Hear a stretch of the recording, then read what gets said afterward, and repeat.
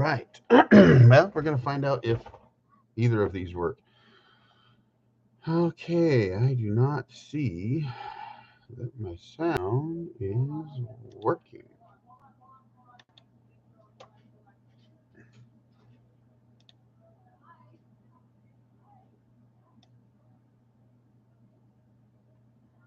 Microphone is on.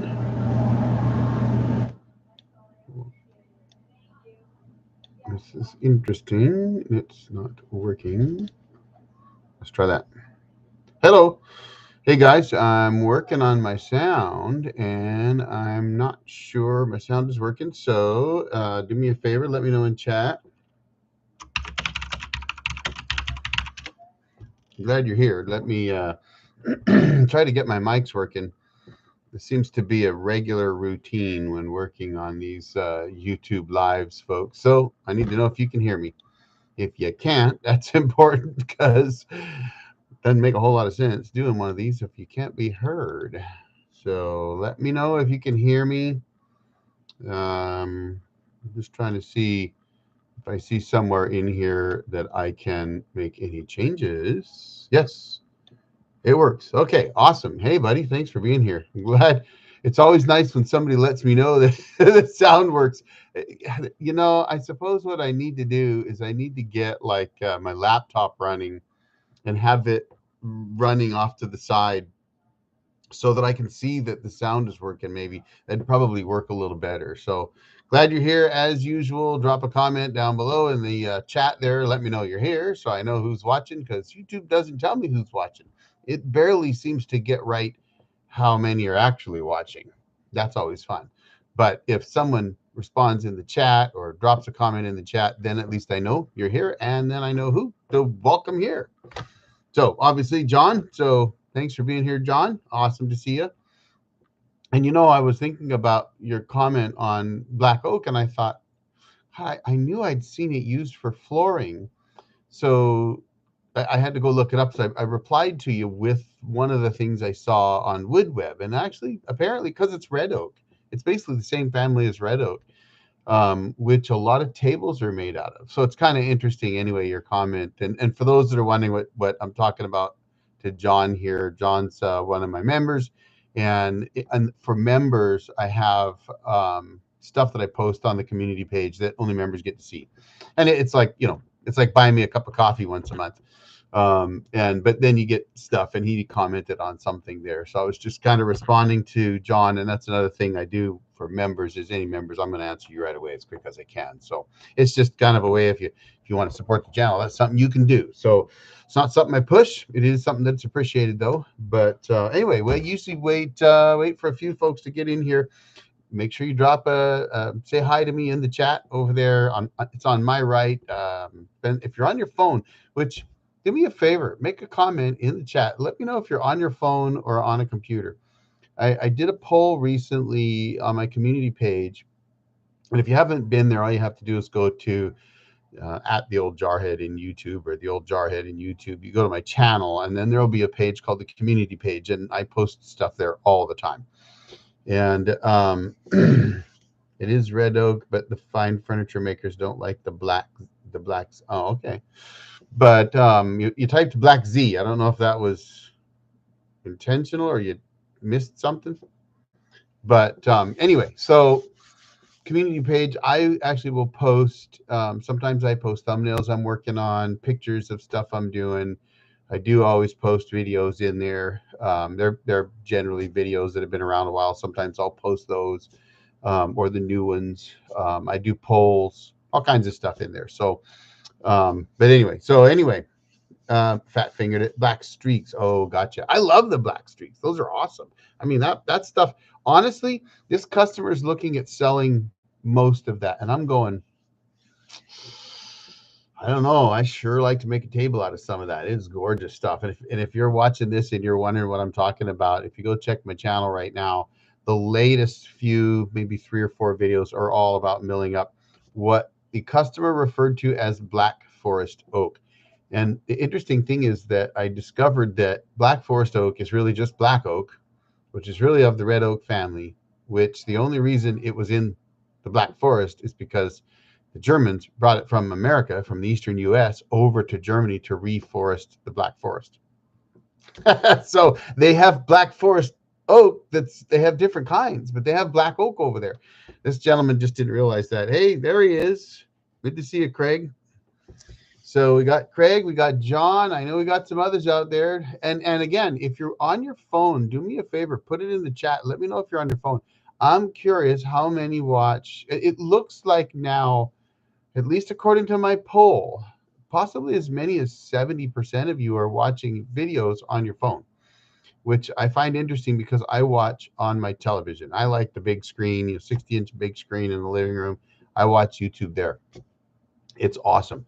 And I only rarely watch on my computer. And on it, I'll be honest with you, I don't. That's why you don't really see a lot of Facebook stuff. I do that more on my phone typically. But I edit pretty much 8 to 10 hours a day, and so I don't have time to watch stuff on my computer very often, or much less do a whole lot else, because I'm just editing all the time. That's what I'm doing. And so anyway, I appreciate the fact that you guys are watching the videos. So all my editing must be paying off, but I don't get a chance to watch videos on my computer very often or on my phone. By the time I'm done at the end of the day, it's after dinner is usually when I'm going to watch a YouTube video. So I do it on the big screen. But let's see. Yes, nowadays it is loved for its black streaks. Live Edge and the River Table makers love it. Yeah, we're talking about black oak, which Black Forest oak is just eastern U.S. black oak. That's all it is. But anyway, so again, if you're here, let me know in the chat below that you're here, and where you're from and who you are, so I know who I'm talking to. But also, are you watching this live on your phone? Let me know if you're watching on your phone. I'm curious. So John, Craig, I know you're here. Maybe are you guys watching on your phone? And I'm gonna be a little slow tonight, I think. Oh my gosh, I gotta tell you guys, we had our first. We decided to do a Christmas party this year with live music, and my wife and I have been doing these live music parties every year. And my sister is a popular jazz artist on the coast, and she's actually been in some of these chats with us. And in any case, so we have her come out every summer near the end of summer, and we do a live concert in our backyard. Well, my wife is like Mrs. Claus, right? She loves Christmas, and she wanted to have a Christmas party with live Christmas music. So we did it. We did it last night. I was up till midnight last night, which, if you know me, I'm usually not up past 9, and because I'm up at 4:30 in the morning every day. And but so it was an awesome party. But we made so many delicious things, and if you're on my Facebook, you saw some of them. And so I didn't even eat. Like, I ate breakfast today. That's it. I'm like, I gotta stop. I mean, with my back, I'm not out exercising, so I've gained too much weight as it is already. But so if I'm a little slow tonight, it's because I was up late and we were partying pretty hard. All right. So John says that he is usually on his computer. Football is on tonight, so I'm on my phone. Oh, I see. Okay. So that's funny. I don't think I've ever watched a YouTube live on my phone. I have done them on my computer. I have not done one. Well, I would say I haven't done one on my TV, except that I did watch some lives afterwards. Like sometimes when I have a little bit of time, if I'm downstairs, Two Brothers had one recently, I might put it on. Or John, I know you've had some. You did one. Oh, I can't remember. It's been a little bit, but you did one not too long. Maybe you were at you were somewhere. I can't remember right now where you were, but I've watched some, and I just like, if I'm on YouTube and I see that there's a live that somebody's doing, a lot of times I'll flip it on and watch it when I've got a little bit of spare time. But as anybody knows that does YouTube, if you're putting out 3 videos a week like I am, you're editing 40 hours a week, 50 hours a week. And so, time to actually watch stuff is rare. So, but for those that have just joined us, thank you. And again, let me know in the comments both who you are, where you're from. That always helps me.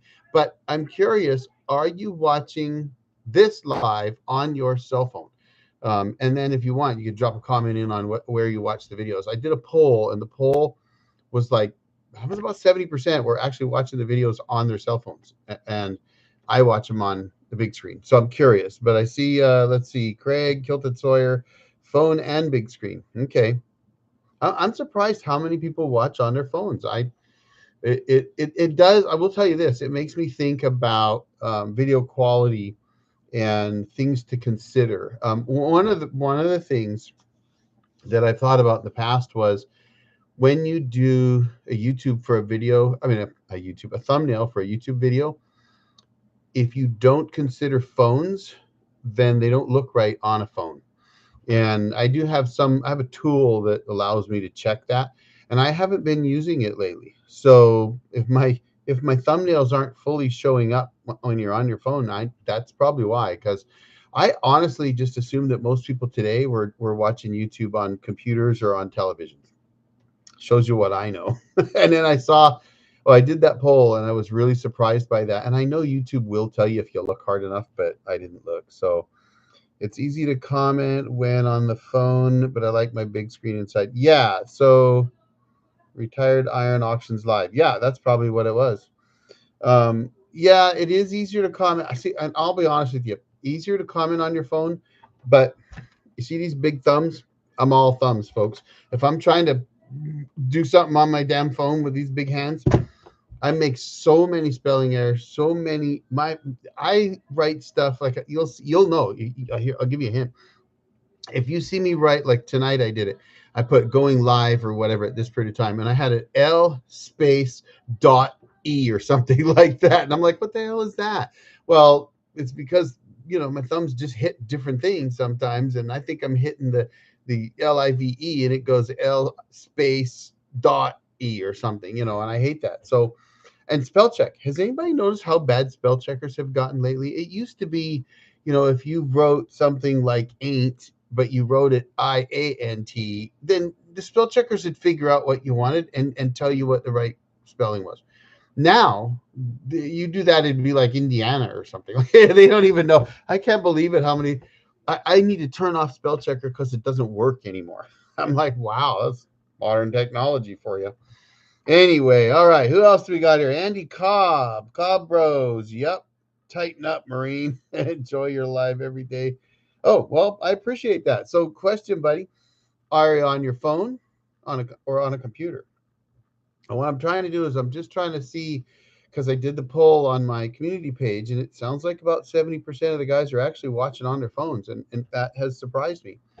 But it's good to know. And one of the reasons is as I make video, I should test it that way. So I'm gonna give you a little insight into the channel. I usually do a channel update. Maybe today I'll give you insight into the channel. I'll throw a little updating in there while I'm at it, and I'll get to your questions. But what I normally do after I've decided that I have a video ready to go, I do two things. One, I throw it up for members with no ads. So for those who ever thought about memberships, John's on, he's a member. I always try to get my videos out, even though I'm doing 3 a week. I still try to get videos out at least a day or two early if I can. Tuesdays usually doesn't ever go out a day early. It's usually half a day, but by the time Saturdays rolls out, it's usually a full day early. Thursday's usually a full day or two early. No ads.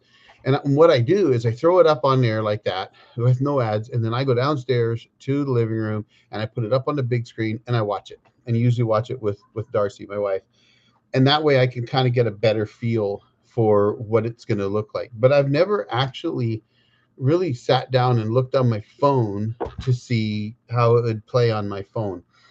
And since so many of you are watching on phones, I might have to do that. Now, if you're not watching on a big screen TV, I'm actually curious why not. And it may just be that you don't have a YouTube app on your television yet, or you don't have a Roku or something like that. So I'm curious if there's a reason why you're not watching on the big screen. Because I personally find with especially 1080p or 4K, it is so much better on the big screen. Like even my big screen's a little bit older. It only goes 1080p. I can do 4K on my computer, but it is 1080p is perfectly clear on the big screen, TV, and it's awesome. That's actually usually in the evening we're watching YouTube videos on the big screen. We don't have regular television anymore, so I'm curious. But spell checker is horrible. Yes, spell checker doesn't work anymore.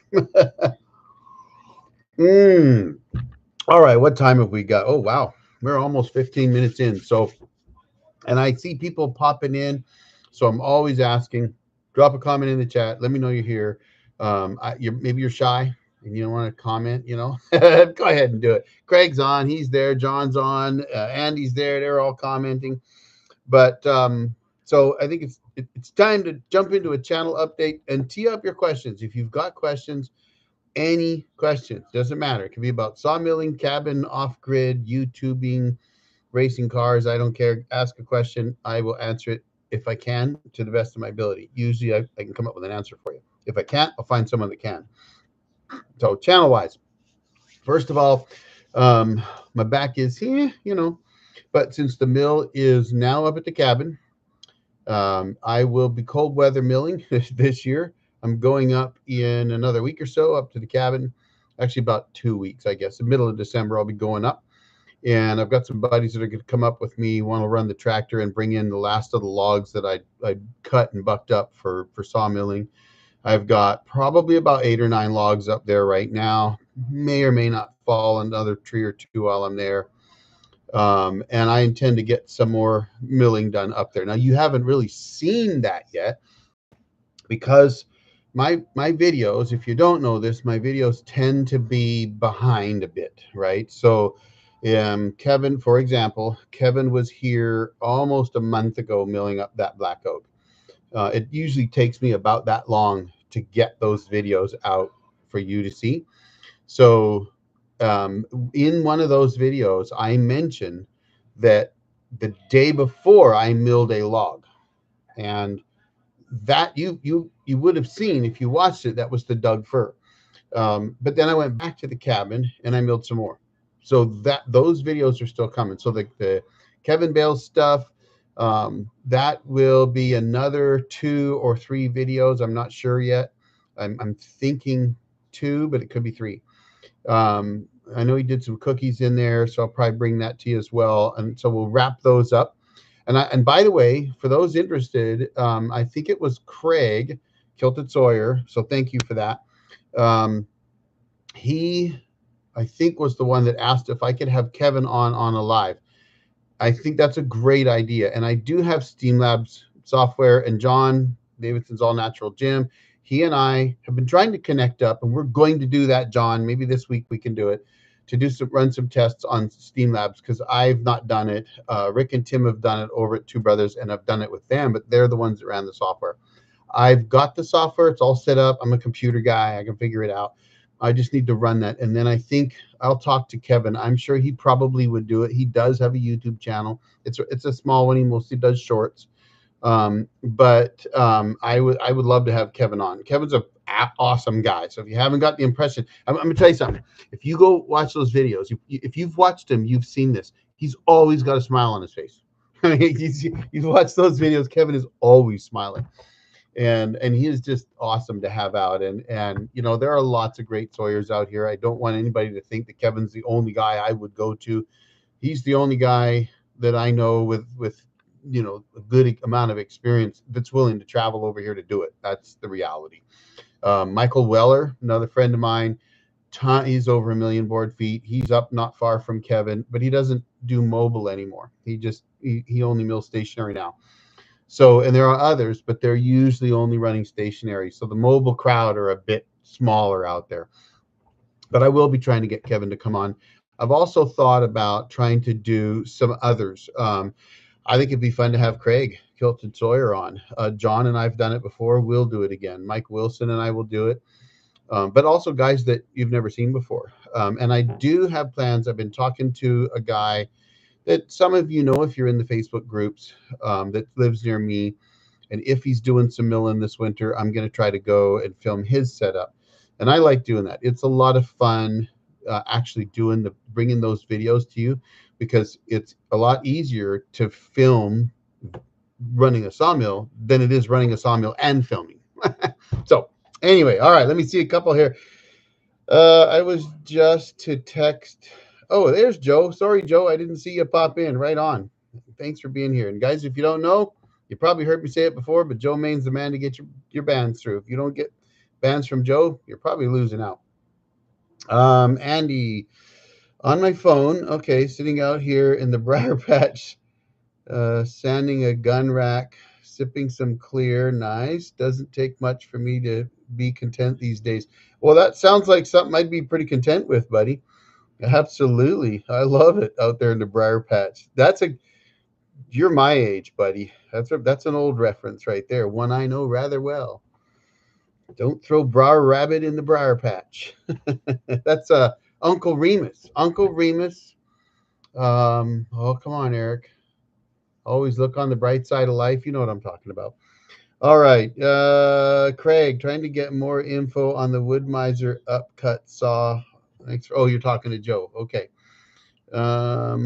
What else we got here? He's great. Yes, Joe is great. So is Kevin. I've paid for StreamYard and would love to figure some of the stuff out. Yeah, we're gonna do that. I could join you guys sometime. My wife needs a new computer first, I think. Computers help. I just helped a buddy get another computer because I've been building computers since early 90s. I've been working on computers since the late 70s.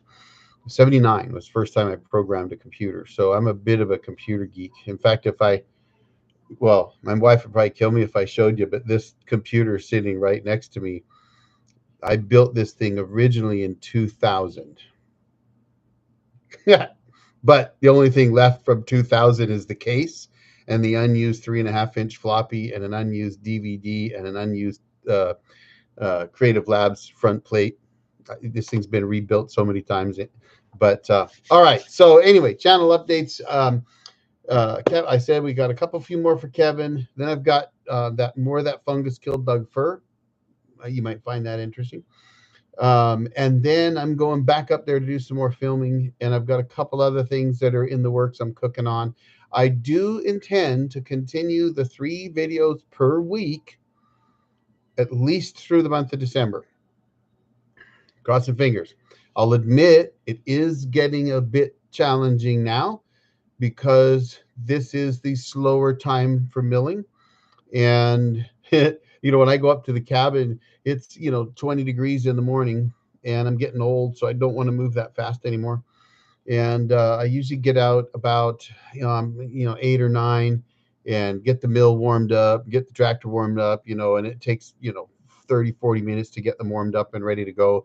And then I can only mill to about between 2 and 3 because it's going to be dark shortly after 4. And because of that, you got to stack and sticker too.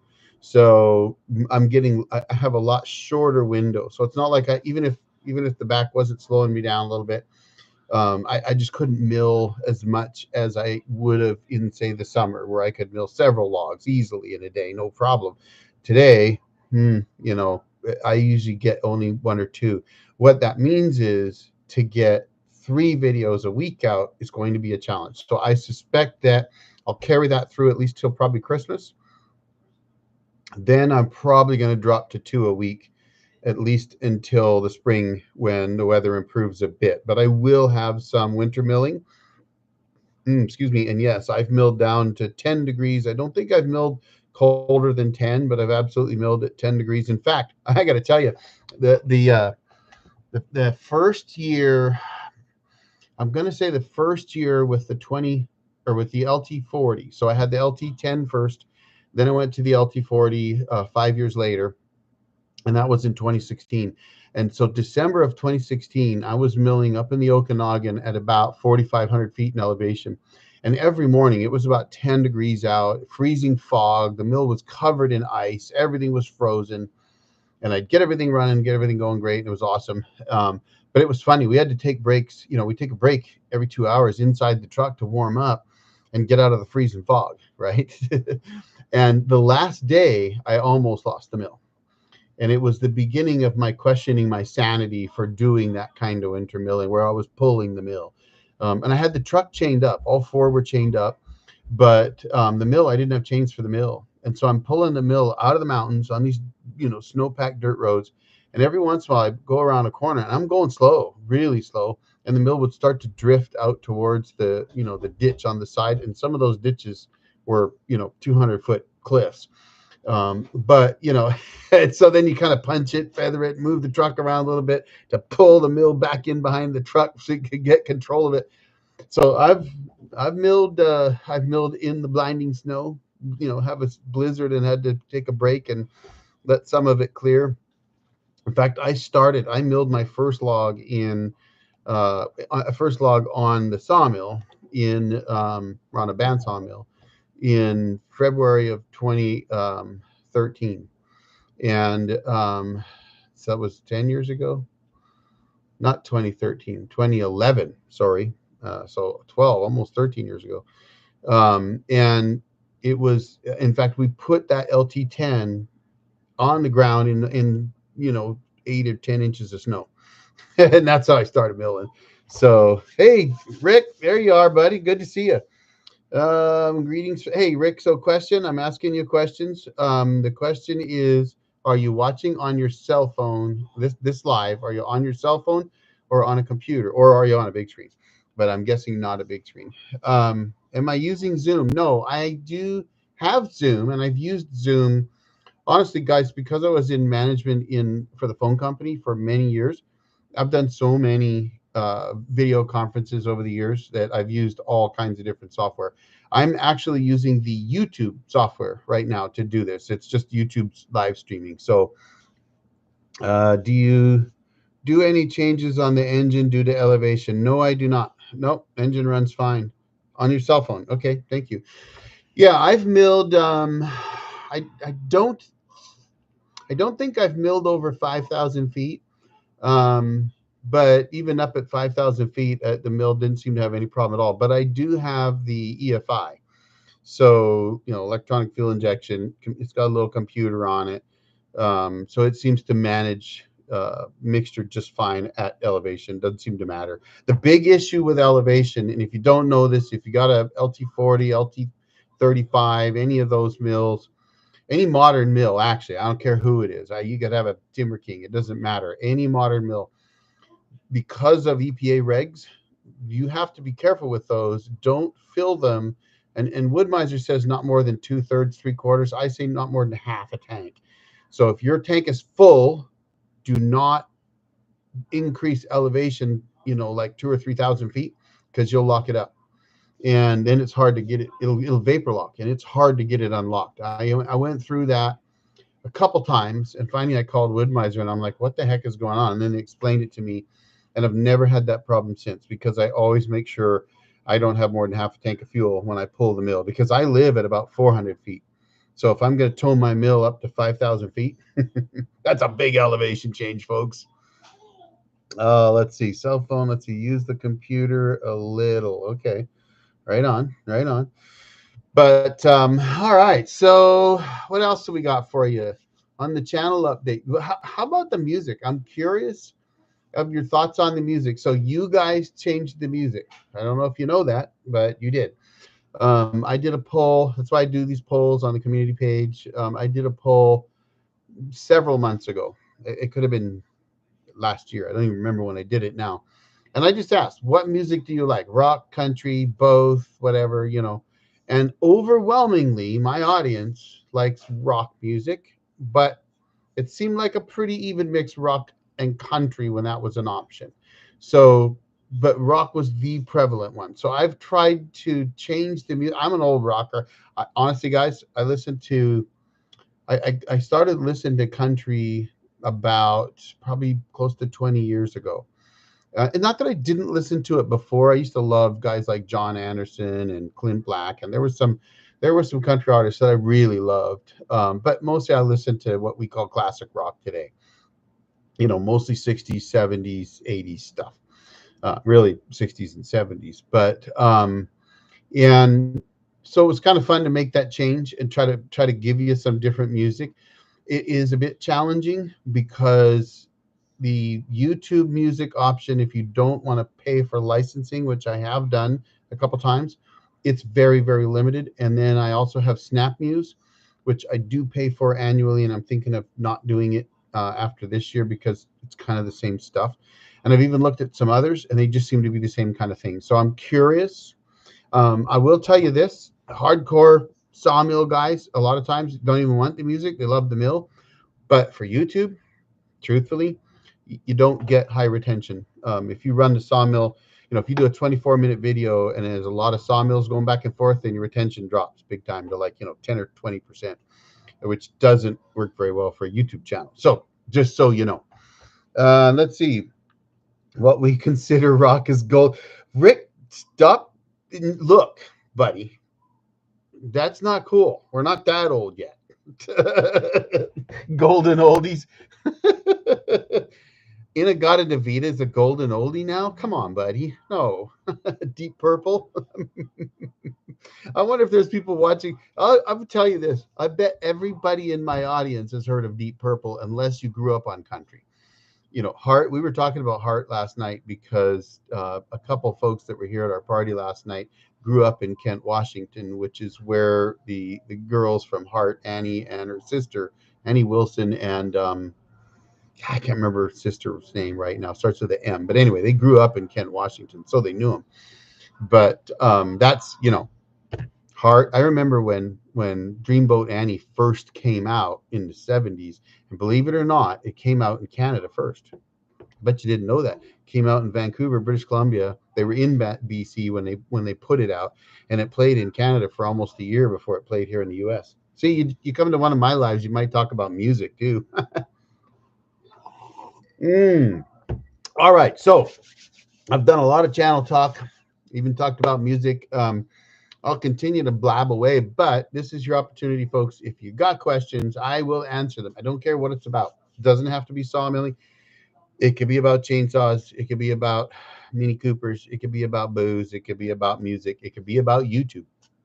If you want to know anything, maybe you have a YouTube channel, you want to drive it bigger, you want to know how to do that, what stuff to do, I'm happy to help you do that. Whatever it is, you got the questions, I'm going to answer them. Yeah, let's see. And I'll try to think of questions that I've seen people ask. And I've been thinking to myself, I should be putting those down. But, stacking and stickering, I answer them. If you're breaking bands, you and I and Joe need to have a talk because you shouldn't be breaking bands. And I've seen guys. That's why I put that one video out.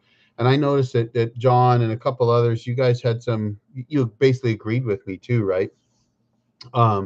It's not that you don't break bands. Of course you can break bands. Typically after several sharpenings, when you've already weakened them so much through constant use over a fairly long period of time, they've been sharpened and resharpened and resharpened and resharpened. And in my case, because I used Woodmiser Resharp, which is gone now, the dirty bastards, but I didn't say that. I love Woodmiser. Resharp program. What are you doing now? You had to bring that up, John. Actually, I brought it up, but I'm not entirely certain yet. Kevin has offered to maybe do some bands for me. I don't really want to saddle him with that unless he really wants to. I'd be happy to pay. There's a shop that's not far from where Woodmiser was that I used to send my bands to. I'll probably send them there. I am not going to do my own. So I know a lot of guys bought Resharp equipment. I'm not going to. I contemplated it for a short period of time, but I'll be honest with you. I actually really like my wife. And so I'm not interested in sitting in my shop in the evening after dinner resharpening bands. I'm just not interested in doing that. And I could perhaps do it during the day, but right now I'm making videos for you during the day. So I don't really have time to do it during the day. And in truth, I'd rather go work on woodworking projects that I've got tons of wood sitting in my shop, that I've got tables to make. I've got and by the way, let me know in the comments or in the chat here if you want to see some of that. I've put out some videos in the past about making, some bar tables and stuff like that. If you're interested in seeing some of that woodworking stuff, I am not a pro, guys. Don't even get me wrong. I'm a total hack. Like Jason over at Northwest Sawyer, that guy knows what he's doing. You know, me, I can fake it well enough that it looks like I know what I'm doing, kind of. But you know, but I might share that with you if you want. I'm actually working on framing in some false walls and insulating the shop, and doing some pine paneling in the shop. And I thought about bringing that to you. It's all with wood I milled, but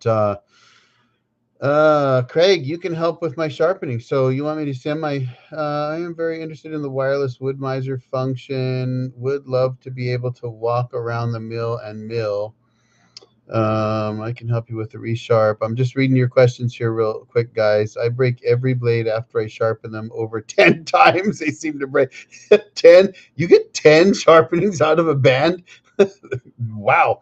Joseph, oh, a second machine. Okay. Jimmy Chandler. Hey, buddy. Nice to see you. You just picked up your new. Trying to see what you wrote because for some reason, um, YouTube has messed around. They've put like this silly heart thing on the right hand corner. Oh, your new mill. There we go. LT40 Super. Oh, super and a wide. Nice. Starting cutting out like it was running out of gas. Okay, so it's brand new. Um, where you at, Jimmy?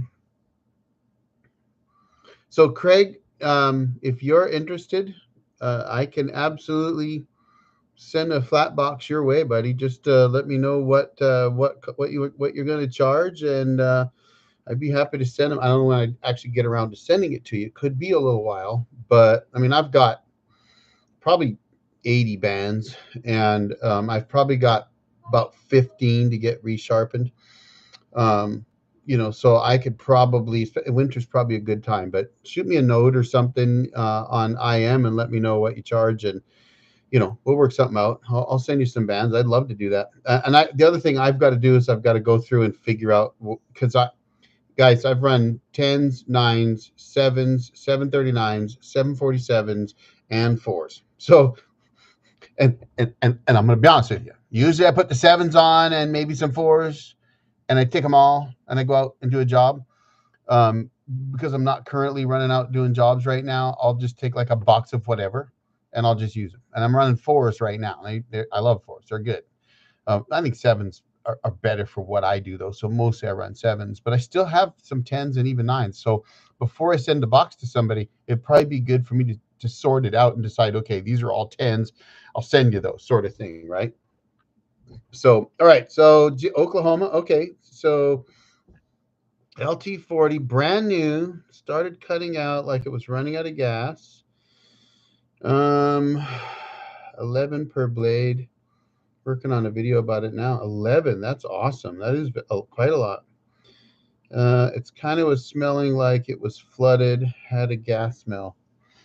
So first, brand new mill, smells like gas. Are you getting, does the light come on the right hand side of the motor? You got the 26 and a half horse or the 38, the gas power motors, you should have a light on the lower right hand corner. If does that light come on and then go out after you start your mill? That's the first thing I'd want to know. And if not, or even if it does, if you've ever seen it flash more than once, we usually ignore those. It might be giving you a code for something. So that's the first thing I'd want to know. If it's smelling like fuel, it almost sounds like it's choked up. So the next question for you would be, do you start it? And then if it's cold out, you let it warm up for about 20 minutes or half an hour. That's first couple. Okay, 38 horse, the light comes on. Water in its fuel, probably run ethanol free. Tilted, sorry. Craig and I've kind of gone back a little bit. Joe sent you a pallet of 7 degrees, and I do like them. Yeah, I love 7-degree bands. You let it warm up. Okay. So, yeah, okay. So first of all, some guys are convinced you have to run ethanol free. I'm not going to say that you shouldn't. I wouldn't say that, but I've run regular, regular pump gas since 2011. No problems. And when I went to Wood Miser and asked them that question specifically, because it was asked of me to ask Wood Miser, and they said, "No, you don't need to do that." So I know Craig does. I know that Kevin does. I know lots of guys do. I know that Marty Parsons back east says run ethanol free. He's convinced you need to. So, and he's Wood Miser. He's one of the best Wood Miser, tech guys out there. So, if you're not running ethanol free, it might maybe worth it. I'm not going to say it is. I know guys do believe it, but if it's brand new, no way that you should have any water in your gas. I don't agree with that at all. Um, yeah, and I run mine on regular. I run mine on regular, and I have since new. And I picked up this mill, which is my second, in February of 2016. So that's 8 years ago, right? I mean, almost 8 years ago anyway. We're a couple months out from 8 years, and I've run on regular the whole time. And by the way, my mill lives outside 99.9% of the time. The only time in those 8 years that my mill wasn't outside is when I had it in my shop last winter because I was putting the laser on and trying to fix my hydraulics. That's the only time. So ethanol free only for you, yeah. So Rick does too. Um, the Kohler. I'm on 100 gas. Cato Cheeto. Hey, nice to see you, buddy. Um, so anyway, if here's what I'm going to say, there's a way to get your light to tell you if there's a code, and I have a video out. It's the I fixed my sawmill video. You might have to go back and look. If you look in, I have playlists. So if you look in the playlist on maintenance, there's one about fixing the sawmill, and you turn the key on, then you turn it off, and you turn it on, and you turn it off, and you turn it on. I believe it's 3 times, and then you watch and you count how many times it blinks, and it'll blink like once, and then 1, 2, 3, 4, 5, 6, and then once, and then 1, 2, 3, whatever like that. Count those, and if there's going to be a pause between blinks, and if it goes like 3 space 1, that's your O2 sensor. If it goes 6 space 1, that means there's no codes anymore. That's there are no codes basically, right? And you'll always get the six. It's actually there's last code. So if it just starts and goes straight to 6-1, that means there's no codes. Something like that. Your book will actually have those codes in there. If you don't have the book, find me on Facebook's probably the easiest way to do it, and PM me there. I'll take a picture of mine and send it to you because it's got all the codes on there. So that's one of the first things I would do. I would do that. I would also call Wood Miser, and I would say, hey, I got this brand new mill, because honestly, Wood Miser tech is very good. And if I picked up a brand new Wood Miser and it was smelling smoke and running like crap all of a sudden, I'd be calling them right now, saying, what the hell is going on, guys? Because there's no way you should have a Wood Miser LT40 sawmill that you just brought home that you shouldn't be able to run the hell out of for the next 20 hours. And I say 20 hours for a reason, by the way, because it's about 20 hours that you need to tighten up the drive belt, because those drive belts, they're brand new. They're not bedded in. They're not tightened up. And so what happens is when you first put them on, it's like putting on a chain on a chainsaw, right? You put a brand new chain on a chainsaw. It's really tight. And then you run it for a little bit. And it's loose. It's the same thing with these mills. You fire that thing up, and it's got that drive belt system on there, and you run it for about 20 hours, and it starts to loosen up, and your band starts going like this, and you got to get in there and tighten it up. That's just the way it is. And then about every 50 hours or 100 hours, honestly, now I don't even think about how many hours I need to have on my mill for checking my band. I run it until I see it start to cut a little bit of a wave pattern, swap the band out, and if it still does it, I immediately pull the covers off and check my belt tension. And I did that in a recent video, and it was like 15 and a half pounds or something. So it was over tight. It was, it's only supposed to be like 14 or something like that. Whatever. I run mine about 15 and a half. Kevin runs his at 17. It just means it's going to wear your belts a little faster maybe, but it's going to cut well. So you got the book. That's good. Check. Call them tomorrow. Absolutely do that, buddy. Absolutely do it. Corn in jars is the way to go. Kohler book says nothing over 10%. No, E85. That's interesting. I'd never heard that. I run whatever regular is. I don't pay any attention, to be honest. I think it's just 10%, though. I think regular unleaded is 10%. And that's what I run. Um, I had to loosen mine on my 50 from the factory. Oh, really? So your drive belt tension was too tight from the start, or after you ran it a little bit? I'm guessing you mean right from the start. That would be interesting. But you know, you're a little bit of a different case, Craig, because you've got two mills and you've got the experience. So you probably, I'm almost guessing you probably checked that belt before you ever ran the thing, because you've been running one long enough. I could see it right now. Craig gets his new LT50 and pulls it apart and then does his own alignment and checks everything out on it. Let's see what else we got. Yes, from the start. Yeah, you probably checked it, didn't you? After I pulled the plugs, it started running good. Okay, so let me ask you a question. When you pulled the plugs, what color were they?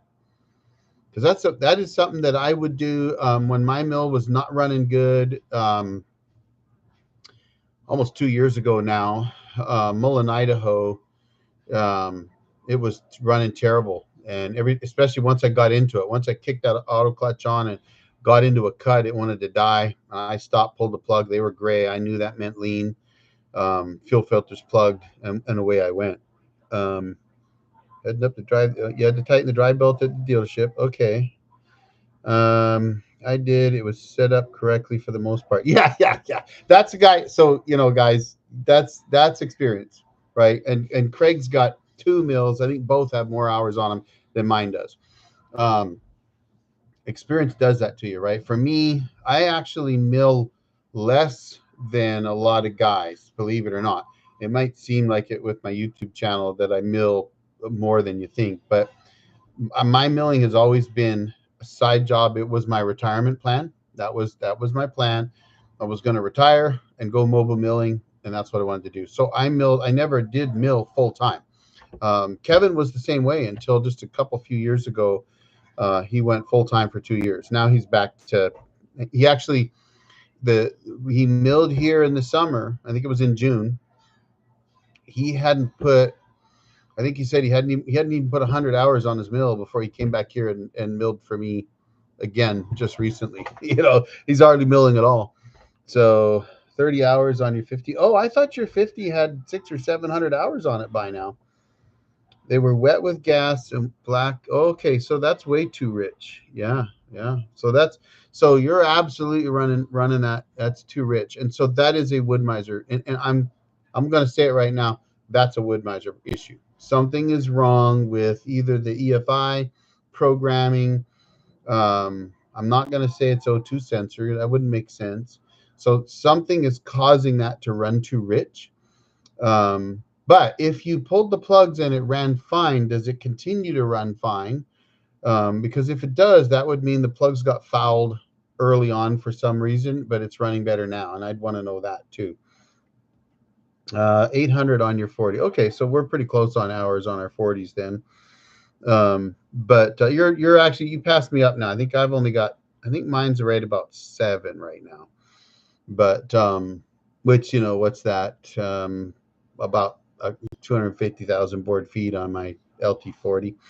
I think I had about 50 on my LT10. Believe it or not, I milled the hell out with that LT10 for 5 years. But all right, what are the questions we got? So just for Jimmy, I'm curious if because it says here you said you had to tighten up the dry belt. Okay, they were wet. I saw something here. After I pulled the plugs, it started running good. Okay, so that's the question I had was after you pulled the spark plugs, cleaned them up, put them back in, it was running good, but did it stay running good or did it go back to running like crap? Because if it went back to running like crap, it's running too rich and Wood Miser needs to fix that. And then, you know what, honestly, if they don't offer to send somebody out there to get on it, then I would be jumping up and down. If it's a brand new mill, it'd be one thing if it was my mill, right? I'd call James and he'd say, do this, do this, do this. But if you got a brand new mill, and I'm not affiliated with Wood Miser in any way, but me personally, it'd be like if I bought a brand new truck and it was doing that, I'm going to be, and I was too far from a dealer to just take it down the road to the dealer, I'd be demanding that they came out and took a look at it. I'd be pissed. So, and I love Wood Miser. I mean, honestly, guys, I beat the hell out of mine. Kevin's mill. If you looked at Kevin's mill, I don't know. Here's a question for you. How many of you guys noticed this? If you watch those if you watch the last video, the one that went out yesterday, where he's loading that ridiculously gnarly log, which I've done that myself a few times, but did you notice what his log clamp was doing? I'm curious if anybody noticed that. It got so dark it didn't get run very long. I killed it and started it. Yeah, yeah. So it's running rich. So that means it ran good, but it didn't keep running good, right? I mean, if you clean the plugs and it ran good for 5 or 10 minutes or 20 minutes or something, and then it was all fouled up again, yeah, it's choking out on you for some reason. It's not getting enough air.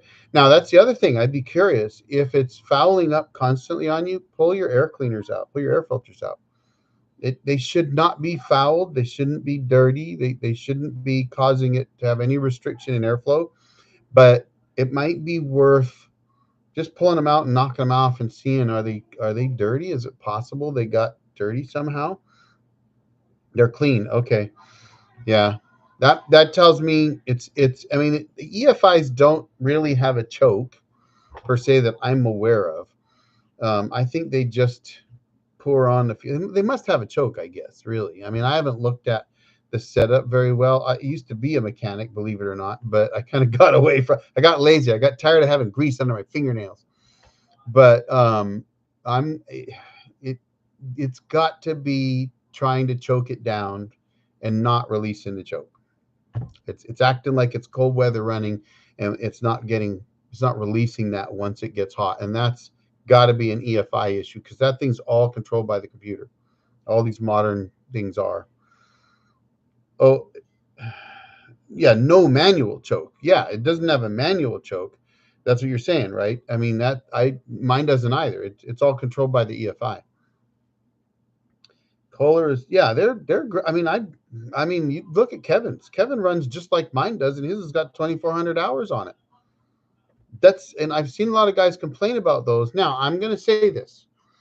Currently today, due to the recent nonsense that we went through, there's a lot of problems in the manufacturing sector. They can't get parts, right?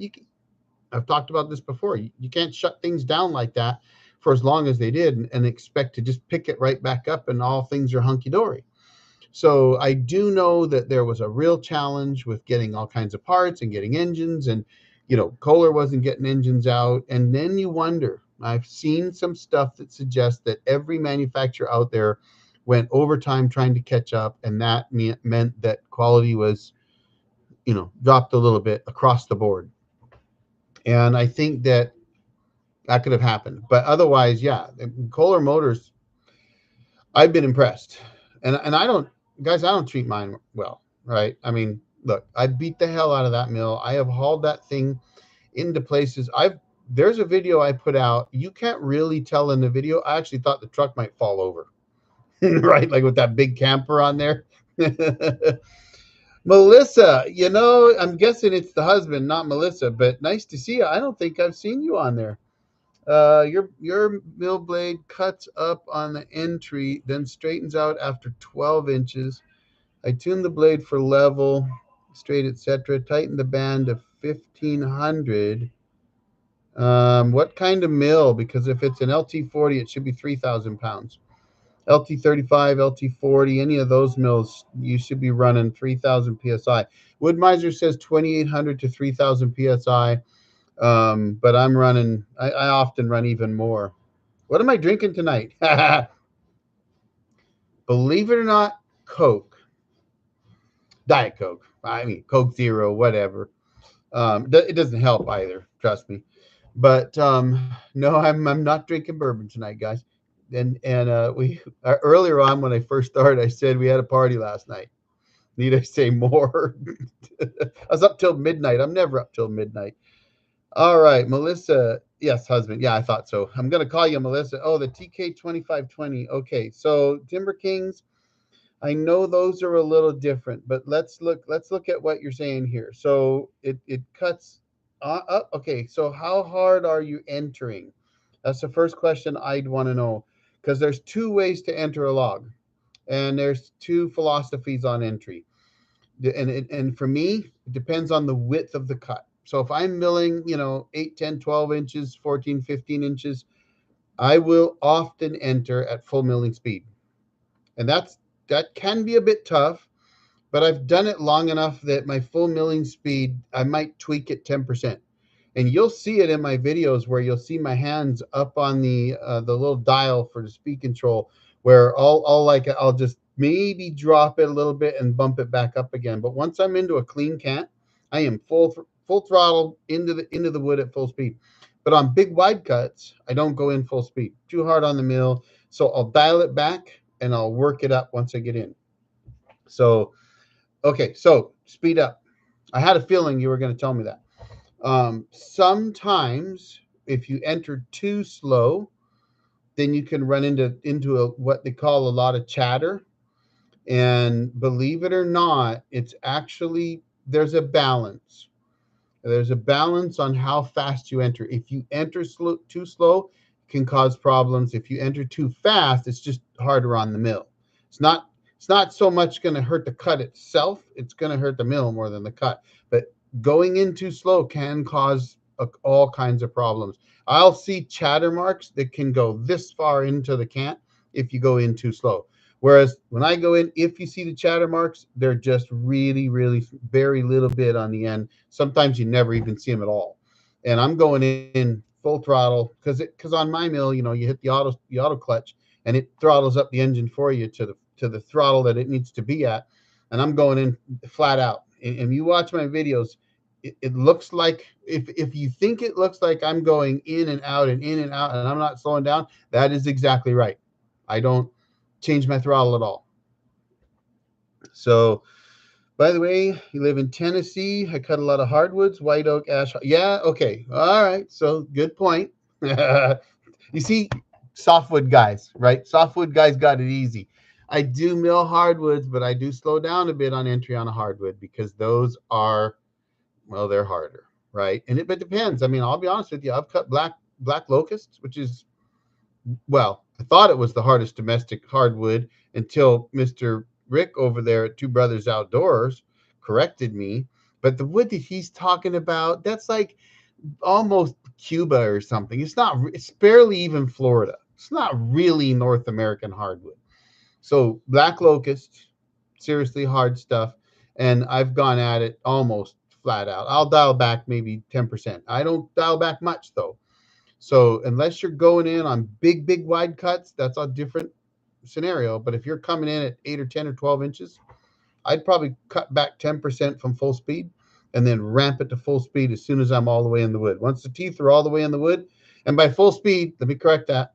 By full speed, I mean the full speed that I'm going to mill at, and that depends on the engine bog, right? I've figured out that on my mill, on my speed dial at 11 o'clock on the dial is just about perfect. And so I don't even really, I just do it automatically. That's where I end up. And but on hardwoods, I will dial it back just a little bit, not real slow. You don't want to go too slow, but I will dial it back a bit and then I'll run her back up again. Now I'm going to tell you right now, and I've said this before, the hardwood guy is Robert over at Hobby Hardwoods, Alabama. So Robert is Yellowhammer on Forestry Forum. So you've probably heard me mention him before in the past. I've known on Forestry Forum, I've talked to Robert and all those guys since '09, I think, right? He knows what he's doing. He really does. That guy, he's a hardwood guy through, and he's one of the best out there on hardwoods. So I'm mostly softwoods, right? I mean, I probably mill 95% softwoods, Doug fir and ponderosa pine mostly, western red cedar, some spruce, white pine, but mostly Doug fir and ponderosa. But I've done all kinds of different hardwoods, just not every day in, day out, day in, day out, day in, day out, like some of those East Coast guys. John Davidson, right here, right now, he does a lot. Rick from Two Brothers Outdoors, they do a lot of hardwoods. So those guys could probably answer those questions better because my view is going to be I'm going to dial back 10% on the speed dial and enter the log and go. All right, let's see what we got here. Coke Zero today made me thirsty, dry throat. Yeah, it doesn't do that to me. Also had to stop drinking whiskey bourbon. Oh well, I'm not sure whether that's a good thing or a bad thing. So hopefully it's a good thing. I haven't stopped. I just decided that I would lay off tonight. I'm actually trying to not do it during the week. I'm trying to behave during the week, because with my back, I've put on more weight down here that I need to get rid of, and the bourbon doesn't help with that. Mm. But all right, let's see. I've been in collaborative videos with Thompson O'Brien, TC Sawmills. Oh, I didn't know that. I have the band gauge that measures the stretch of the band. I did see that. Timber King's tensioning is a lot different than Wood-Miser's. I knew that they were different. 9, maybe 10 on the feed rate. Okay, so for hardwoods, are you saying you're there? Because yeah, on wide hardwoods, I'm going to be back there too. But on softwoods and dry, you mill a lot of dry wood, so you're going to be back there as well, right? That's the one thing about milling, especially if you mill a lot of different stuff. Like Craig's stuff, he's got a lot of beetle kill pine. It's already dry, so that's going to be different. Okay, but you're milling dry softwood, so they're hard. What RPM approximately is the number at 11 position? Well, it's 11 o'clock on the dial. I can't remember what that RPM is. I'm going to guess, though, it's probably around 3,000 RPM, but I'm not sure, to be honest with you. I haven't put a tachometer on there, never pay any attention.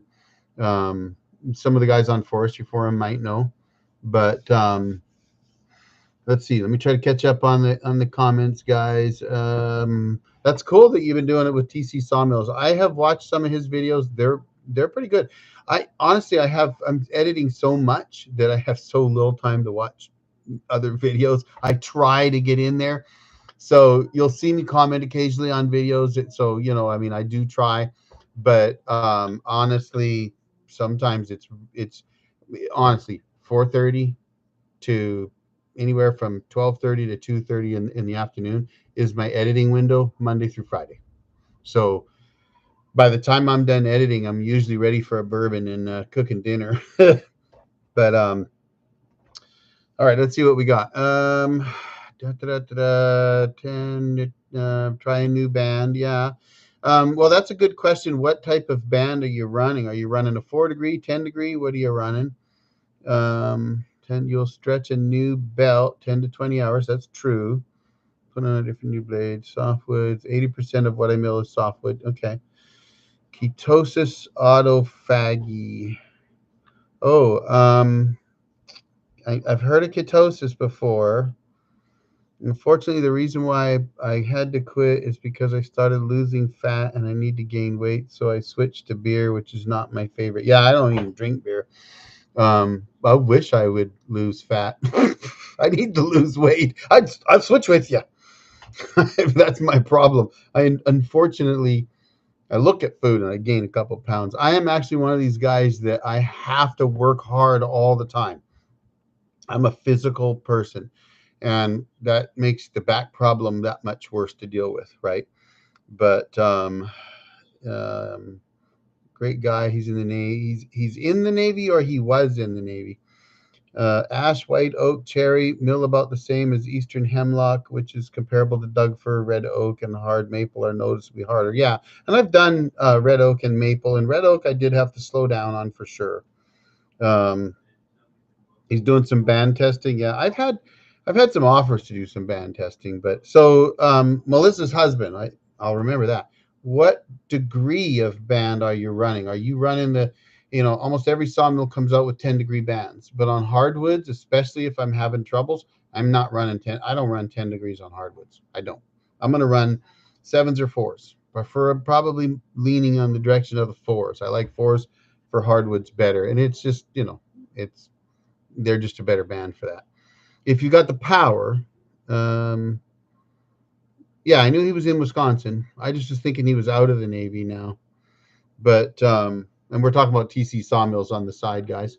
But yeah, so I guess the one thing I'd need to know about your TK is how many horsepower does that head have too? Because I know for 7s and 4s, they do recommend higher horsepower ratings. I think sevens, anybody could probably get away with those, but I know that there's, I believe anyway that they recommend a higher horsepower rating to draw those sevens and fours through hardwoods. I think at least 25 horsepower motor. So I'm not sure which one you've got, but it's awesome to see you because it's been a while since I've seen a comment from you, and I know you guys were commenting a lot. I miss it. I miss you. I get used to seeing comments from people, and then when I don't see them, then I feel like, oh, where'd they go? Hope all is well. That's my main concern.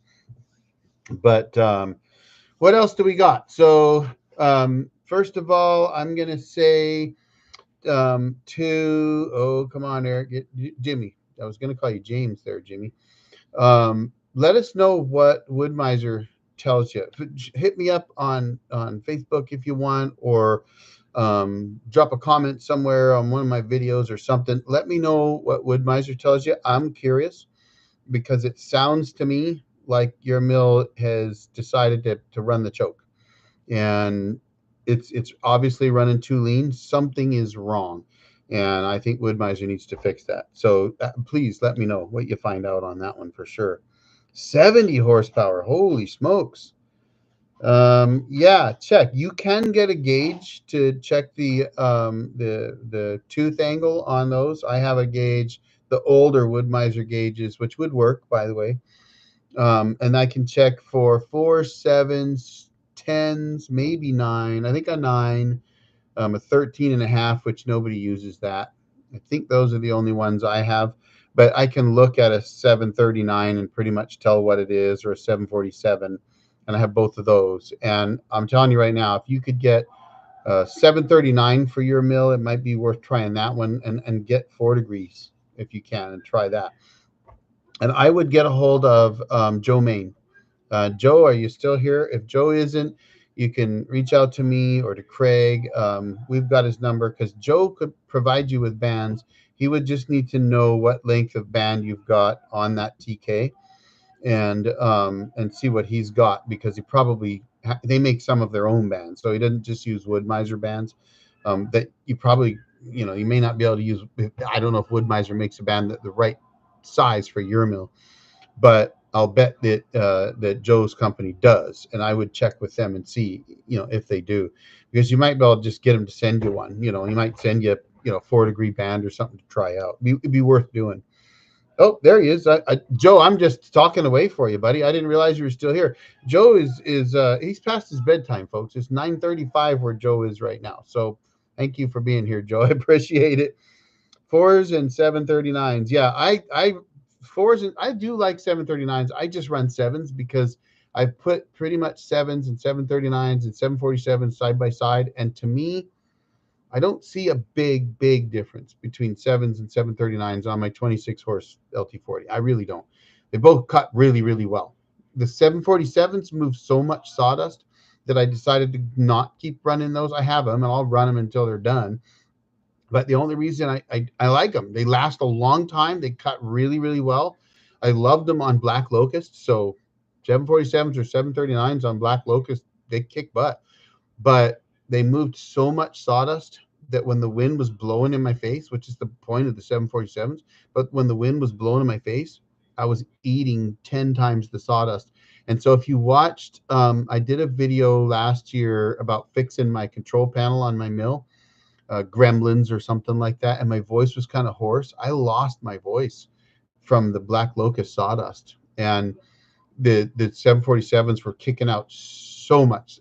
It was insane. They moved a lot of sawdust. It's just that the wind was blowing right at me, and I was just eating it, and it was dry, so it was even worse. It was fine powder.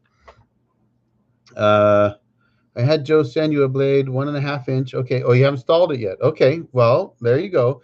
So give it a try. Do you know what he sent you? Was it a 7 degree or 4 or something? Man for bands for sure. Yeah. So he's got.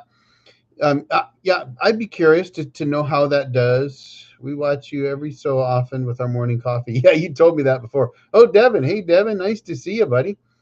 I see Cato popped in. Let me look and see. Just cut a 4-foot tree, hollow back lean. Had to pull in a wedge. Broke a 3/4 inch rope. Used trucker straps. Wow. So everything worked out on that fall, Cato. I'm hoping. I had a tree not unsimilar to that. It wasn't 4 feet. It was about 18 inches, and it crushed my Husqvarna 576 into pieces. Destroyed my $1,200 saw, but that was a couple years ago, 2 or 3 years ago.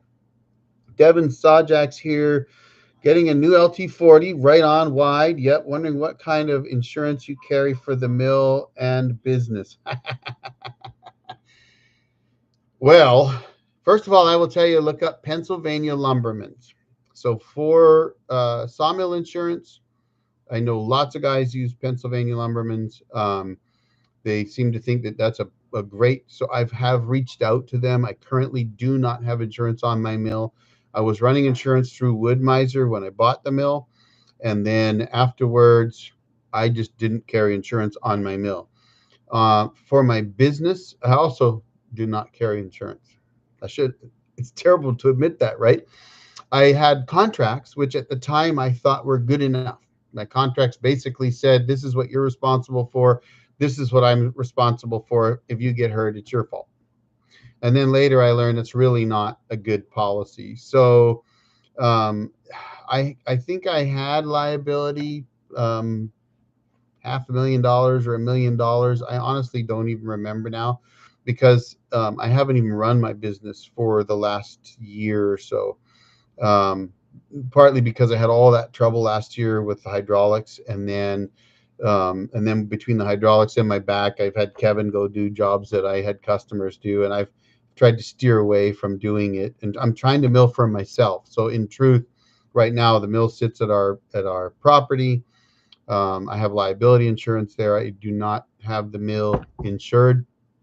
Fortunately, it's way the hell out in the middle of nowhere, and I do have a neighbor that keeps a close eye on my place for me. So knock on wood. But I have reached out to Pennsylvania Lumbermans, and that's what I would recommend for the mill. For the business, I'm not sure. And I mean, I know I have I have a viewer from back east that sent me some information that he dug up. I will tell you, the best source I've seen is Forestry Forum.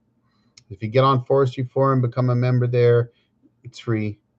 I learned so much there, and there are so many guys there that are running businesses, and it's better than FB is not the best place to search for stuff, right?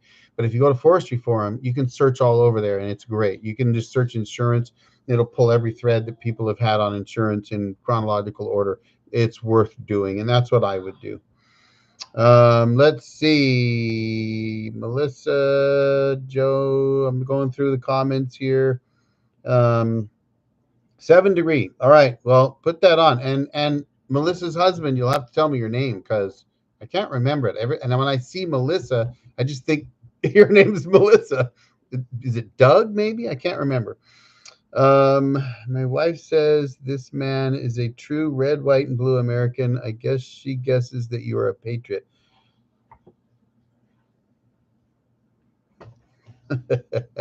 I say my wife bleeds bleeds red, white, and blue. And yes, 100%, absolutely. I served twice. Love the country. Yeah, and normally my glass has some patriotic saying on it. Absolutely, red, white, and blue. I don't see anything in the pictures behind me, but they're well. There's one right up there that says, "I am a veteran. My oath never expires." And then there are a bunch downstairs. So yes, 100%. But if you watch my videos, you know that I'm a card carrying American patriot jarhead. Mm. All right, let us know how that 7 degree goes. Hey, and Devin, no problem, buddy. Dunbar. Okay, well, I was close. Doug Dunbar. That's pretty close. You bet, Devin. And get on Forestry Forum. Say hi. Guys, if you go, and I'm just telling you this because if you're curious, if you want to know about me and where I got my start, you can still see the threads on Forestry Forum that I started back in 09 or 2010, where I first started chainsaw milling. And then when I got my LT10, I started running my LT10. And then when I built the LT10 onto a trailer, That's all there on Forestry Forum, right up to when I got my LT40, and I first got the LT40, and I first started running the LT40. That's all there. I don't hide anything. So if you're wondering whether or not it's real, it's all right there. Let's see what else we got here. Keep them coming too. Keep them coming. Hey, good to see you too, buddy. Ray, right? Ray, I'm bad when I see REI because it makes me think of REI. So I'm going to call you Ray until you tell me otherwise. So hope that's close. Safety of God-given country we love. Amen. Amen. It is not a joke. I agree 100%. Dan Houdini, nice to see you, buddy. Is that how we do it? Built a deck with the new mill, used Doug fir, around 860 square feet, 5/4, 8-inch. Awesome. So you want to hear something funny about lumber and the scale lumber? Did you know that the quarter scale was designed for hardwoods, and the softwood industry actually uses inch scale? And I've actually had guys try to argue that. And my son worked for Canfor up in Chetwynd, British Columbia. I'm talking million board feet in a 12-hour shift. And he was laughing when he heard about, he was a foreman up there. He was laughing when he heard a thread that was going on Facebook like a year or two ago, where guys were like, no, it's quarter scale. It's not. It's inch scale for softwoods. So it's okay to call a softwood 1.25 by 8, by the way, just so you know. All right. But I mean, everybody's used to quarter scale. So, but that's awesome. Army Medic 9498. Right on, buddy. Awesome. Medics and corpsmen, you guys have a tough job. And 94, 98, you were pre the second visit to the Gulf, but there was quite a bit going on back then. So good for you. My daughter and her husband were both Navy corpsmen. And Marines have a special place in their hearts for corpsmen and medics, because they're the ones that are going to patch you up if things go wrong. So thank you for that. Let's see. FYI, I only had the mill for a year, so I'm still learning. Hey, you know what? I started milling on a band mill in 2011, and I'm still learning. So I believe that you're always learning, and you just get better at what you've already learned, but there's still a lot more to learn. And that's one of the reasons why I do what I do. I love to share. So I love it. Sometimes guys comment and they're like, hey, you should do this. And I appreciate that. Sometimes they've got suggestions I've never thought of. And I'm always willing to reconsider things. So don't think if I say that I only do this, that I wouldn't change that. Many users have, well, here's a great example. I was fighting with some monster knots, 6 and 8-inch knots on an ancient ponderosa pine. And I was mad at myself for not bringing some 4-degree bands with me on the job. It just happened to be a job I didn't bring any with me. And somebody came back and they said, hey, well, what about trying bimetals for that? And I went, I never thought of that. So the next time I had a big one like that, I happened to have those bimetals with me, and I tried them out and they worked great. So a lot of times, if I don't just try to turn off the water lube entirely, which I will do, and I did a video recently on that. If I don't just, and again, that's something I learned from somebody else, right? I learned everything I know, guys. I pretty much learned from somebody else. But if I don't turn the water lube off, or even if I do and that doesn't work well enough, I know I can put a bimetal, even a bimetal, because all I have are bimetal 10s. I don't think they made any other bimetals, and I don't even know if they do now. But I put the bimetals on, tighten them up good and tight, and let her rip, and they do really well. So I learned from you guys, right? And I appreciate that. So let's see. Both brothers are jarheads. That's awesome. You may have told me that. Joe Main, if you're still there and not asleep, we need your number. I can give it to an 1/8 inch over on my, yeah. Oh, you're the one that, okay, I saw your post on Facebook. Good for you. You're gonna be happy with that. I'm gonna tell you that right now.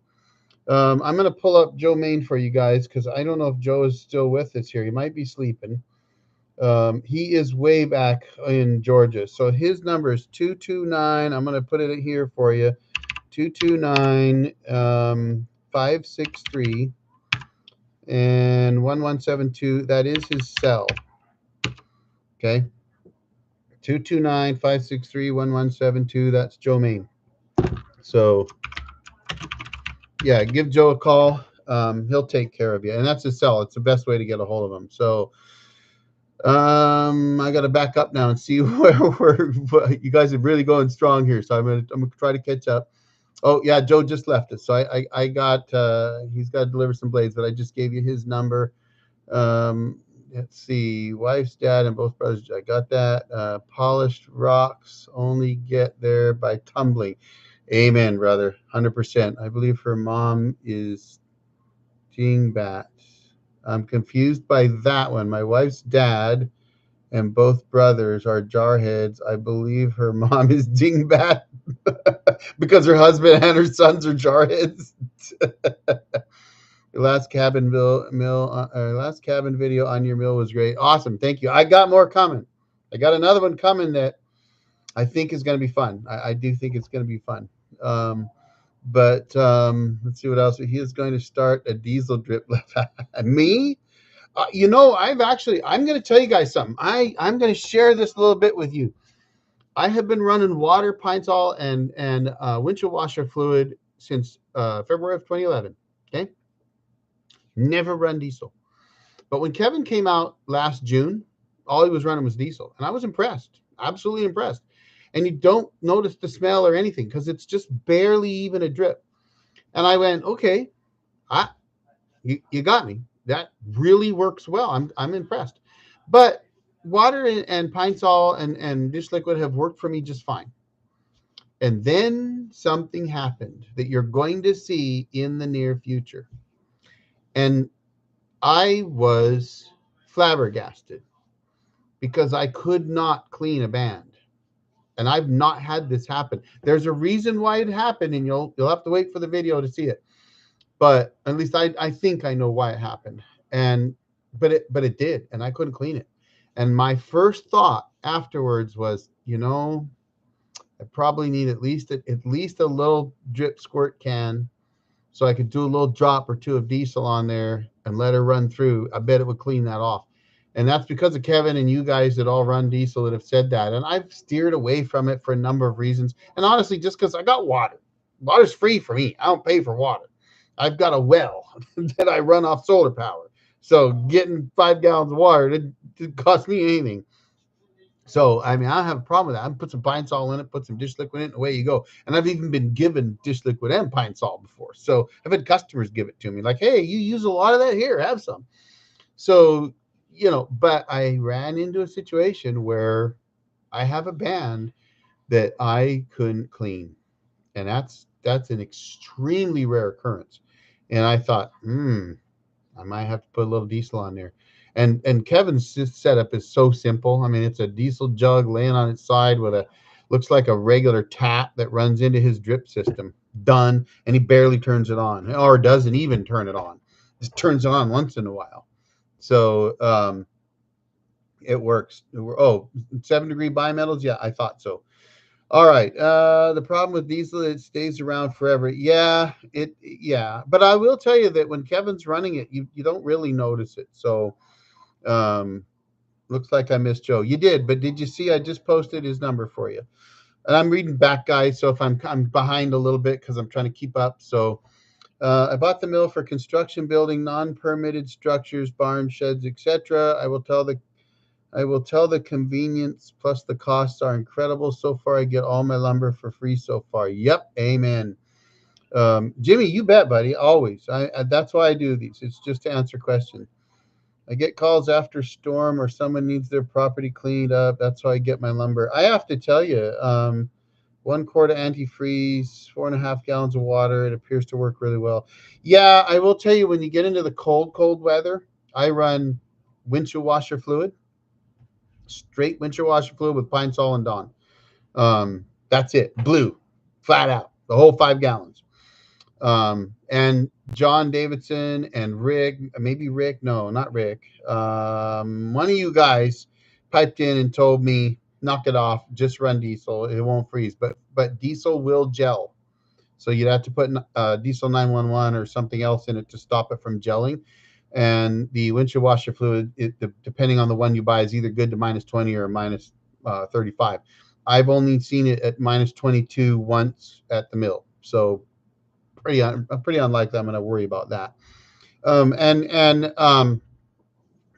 As for getting your logs that way, that is a great way. And there's a guy on Facebook, Lowell Bloom. You guys probably seen him post once in a while. He's got an LT15. He's not far from me. He built his entire business that way, I think. I mean, guys just have logs and they want to get rid of them, and he goes and gets them for free, and then he makes lumber and sells it. So you gotta love that. Let's see. Just be careful with the antifreeze due to health risks. Yeah, that's why I run windshield washer fluid. RV antifreeze in cold weather this year, sawing very pitchy white pine, seems to be doing great. Okay, but have you used windshield washer fluid? I'm curious, because I do. L. Cates, nice to see you, buddy. A bunch of modifications to run diesel. Can you not run it through the tank like water, just turned way down? Yes, you can. That's basically what Kevin does. I believe it or not, I've heard of people just putting some diesel in their water too. I don't know that that's a good way to do it though. But the way Kevin seems to be running it, and I know John Davidson does it, so he can answer this. But it looks like all Kevin's doing is he's running like a wall spigot, run into a fuel can for diesel, and he says it takes forever before he needs to fill it up because he hardly even turns it on, or even if he does turn it on, it's barely even cracked. And I think he's got something else in the tube to dial it back, so when he turns it on, he didn't have to try to adjust it, because apparently, and I don't run it, but everybody's told me you only need like a drip every so often. It's like one drip and then nothing for a while, and then one drip. That's all you need. You're not really, it's not like you're running diesel, like just regularly running it. So concentrated press stone or something similar. Yeah, if you're not trying windshield washer fluid, give it a try. That's what I use, and it works great. And you can buy, some guys buy the mix, the stuff that you can mix with water to make it antifreeze that way for windshield washer fluid. You can get it bulk doing that. A lot of guys buy it in bulk. That's what they do. 2 different jugs, one with diesel and one water. Diesel cuts the pitch great. Yeah, it does. Hey W, nice to see you, buddy. I didn't see you in there earlier, so great to see you. Past years doesn't get white pine and spruce pitch totally off the blade. Yeah, like I said, there's going to be there's going to be a video coming out real soon where windshield washer fluid, Pine Sol, and Don did not get the pitch off of a blade that I was running. I'm going to tell you, I'm going to give you guys the scoop, okay? So if you saw my last video, I was milling a fungus-killed Doug fir. I'm still milling that log because there was three or four logs off that tree. Well, I got into the butt log next, because the first one I did wasn't actually the butt log. The one I'm getting into now, or I will be showing you soon, is the butt log. And I think because of the fungus, and then the fact that was a killed log, something must have occurred that caused it to build up the way it did, because the other log didn't. I had no problem on the other one, but this one, it built up. The whole band, inside of the band, is just covered with it. And I was like, what the hell? It's not, I've been milling a long time. That doesn't happen. So I think it had something to do with the fungus that killed that tree. So where are we at here? I didn't have my drip jug. Oaks gums the blade. Used WD-40 in a pinch. Cleaned it good. Cleaned once an hour maybe. Yeah, and if you're doing that, the one thing that's doing for you is you're not getting a water mixture gumming up in the cut. And so it's just like cutting wide, right? Even though you're not cutting wide, the water mixture gets in with the fine sawdust, and it can build up in the cut, which means that the gullets can't move the sawdust out as quick. And that's why turning off your lube is a good idea. And that's something that, Jimmy, you might also try when your mill's running, or actually not Jimmy, but Melissa's husband. You told me your name, Dundon. I'm terrible, guys. D. I'm gonna call you D. But what do people call you for short? But and maybe it's Dundas or Dundas. I have to go back and look. I'd have to go back and read. But try turning your blade lube off. Just turn it off. Run the whole cut. What I will do if on a wide cut, like if I'm milling something really wide, especially if it's knotty and the knots are giving me trouble. I did a recent video on this one where there was like 3 knots right in a row in the cut, and it was giving me fits. So I just turn the lube off, and then you run through the log nice and slow. Keep it slow because of those knots. You got to slow down on the knots. Then when you get out the other end, instead of stopping the forward movement, I turn the dial down so the auto clutch is still running, and I crank the lube up, and it cleans the blade off. And then I'll shut the lube off, pick it up, come back, and make the next cut. And if it's still a little bit dirty still, right before I make the cut, I'll run the lube to clean the band off. And then once the band is clean, then I'll start to cut, and I'll turn the lube off. So I'm not running the lube when I'm in the cut, and that prevents your sawdust from getting all gummed up. So let's see. Diesel drip is easy when you use a drip valve with a sight window, so you can see one drip through the window every 2 seconds or so. I need to go back and watch your video on, and you did that one. God, that probably was a year ago. I might have to look at that. White pine and spruce one pits out the ends of the log, very messy. Does Doug fir do the same? No, I don't. Honestly, I've milled a lot of Doug fir, and I don't have a problem with Doug fir. I love milling Doug fir. It's a great wood to mill. But this particular log that's coming up was killed by, it was a fungus killed log, and that one, I mean, it was like, I don't know, it was like I was milling through honey. I mean, it was just crazy. But normally, no, I don't. I mean, I mill ponderosa pine, guys. Ponderosa pine runs sap like syrup. You cut the end of a pond. Here's why guys say you don't need to end seal ponderosa pine, is because when you buck off a nice, perfectly living ponderosa pine and you lay that sucker down, it'll cover the end of the log in sap. I mean, it'll be 1/4 inch thick on the end. It'll be like honey running out the side of the log. I've literally seen it running out of a log like honey on a ponderosa pine. Don't have Doug fir, but white pine is the worst pine I've ever cut as far as sap. Yeah, that'd be ponderosa pine. Dunbar or D. Okay, I'm gonna try to remember that, buddy. I am gonna do my. Here's what I'm gonna do. I'm gonna do this for you because I hate forgetting somebody's name, and I'll be honest. Dunbar is a unique name. It's not one I've heard before, so I'm gonna write that down and try to remember it. I like to try to remember names of the people that I'm communicating with. And the problem with YouTube is I see Melissa on there. So there was another one of my viewers who had Alyssa Milano or something like that, which is a singer down in Southern California. And so whenever I saw it, I'm thinking Alyssa. And I know whoever it was obviously wasn't Alyssa, but it just made me think of her all the time. And he used her picture as his icon, which made it even worse. Obviously, the guy loved her, right? But he's a sawyer. And so he would be on and he'd interact all the time. Almost always had comments. And I assume it's a guy. Maybe it was. Maybe she's got her own sawmill. I don't know. I think I asked once and I haven't heard back. But all right, where are we at here? Let's see. We're in Tennessee. I'm East Tennessee between Chattanooga and Knoxville. Yeah. Hey, there you go. With the lube off, doesn't the blade overheat and stretch? Never shut off the lube for cleaning it. I'll try it. No, it doesn't. It can over a little bit of time, but once you got your band tension right, if the mill's set up right, I've cut. There's a video I did. Look for about 2 or 3 weeks ago. I did a video, and I think I can't. Let me go look. I've got my channel dashboard up right now. I'm going to post a link for you. And this one was just about doing that, and I was milling a pretty decent sized log too. Here we go, guys. I'm on my channel looking for it right now. Sawmilling for Old Joe, pine paneling, wood miser. Not to lube. To lube or not to lube is what it was called. And I'm going to grab that. If you hear some noise or something, there, it's not noising out. Okay, ready? Here we go. And paste. There you go. I just dropped it in there for you. Don't click it now or you'll run out of here, but you could click it at the end of this here, or just right click and open it up in another tab or something. If you're on a computer, if you're not on a computer, then it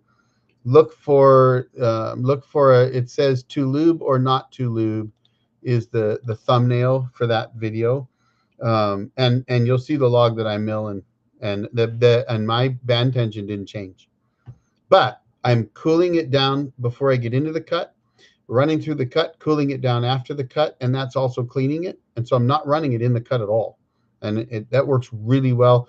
The guy that turned me on to doing that was Jake Dean. If you've never heard that name, you may see him on Facebook. It's Custom Sawyer. Jake's milled more than anybody I know. In fact, I'll bet you that Jake Dean has milled more than everybody currently watching this right now, and then some. I mean, this guy's milled a lot. He's milled several million board feet of lumber. He has two LT70s. One of them is like 54 feet long. So he's milled a lot. And he was the one that I heard that from the first time. So he knows what he's doing. Let's see. The fungus kills the tree, but the roots keep supplying the tree with nutrients, so the sap just builds up. Yeah, I'm thinking that's exactly right. Trust me, buddy.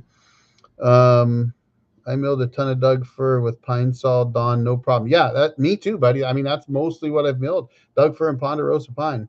Heavy on the lube. I agree. Jason, hey, nice to see you, buddy. All I see there is the. So you must have started typing something and something dropped off. Mm.